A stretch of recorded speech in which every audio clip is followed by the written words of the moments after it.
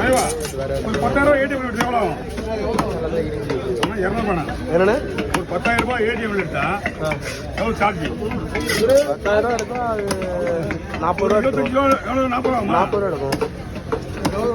இவங்க அழகா நோவா அடைப்பிடுறமா வராது அப்படின்னா ரொம்ப சாப்பிட்டான மீன்.